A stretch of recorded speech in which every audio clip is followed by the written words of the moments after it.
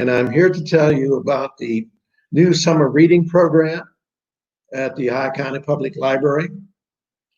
It's called Reading Can Take You Places. Now, 7 years ago, when we were celebrating an anniversary here, I wrote a little thing about libraries and what they have meant to me. And I thought I'd maybe share a couple of those things with you. I wrote then, a visit to the library is a voyage of discovery. And when I went to the library, I discovered things like a trip to the moon, 20,000 leagues under the sea. I remember going to Africa by studying at the archives at West Virginia University.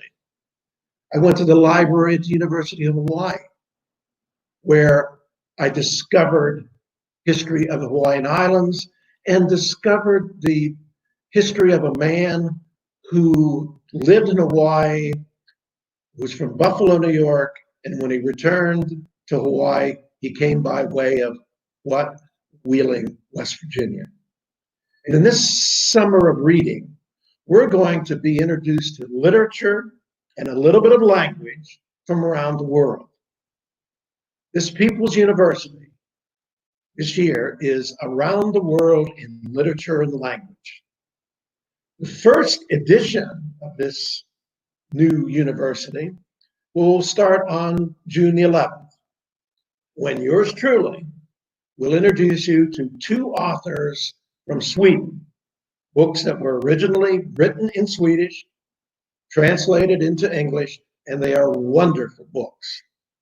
Fredrik Backman's A Man Called Ove, and a fellow by the name of Jonas Johansson, and you'll love the title of the book, 100-Year-Old Man Who Climbed Out the Window and Disappeared. And the next book called Further Adventures of the 100-Year-Old Man Who Came Out the Window. And in this book are all the modern day people of world history, whether it's the leader of South Korea, North Korea, Russia, the United States, Germany, you name it, they're in the book. You'll like it. But we're going to do more than Scandinavia. We're going to be visiting Russia. We'll do Japan with Joe Laker. We'll take a look at the area in Serbia with John Cox, who was the former chairman of the department at Wheeling Jesuit University. We'll visit Australia, maybe Antarctica, Nigeria, some very good literature from Nigeria. South America, North America. North America could include Canada, maybe more American literature, maybe Mexico, Greenland. I'm not sure they write books in Greenland, might be too cold, don't know. The finale of this program this year is going to be a geography bee, and I will host that. There'll be prizes.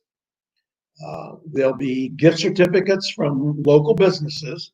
It'll be done similar to the format that we did several years ago on It's Wheeling History. There's nothing I like better than traveling around the world. We can do it now through literature. We'll do it through a little geography. So I invite you to visit the world with me and others at the Ohio County Public Library.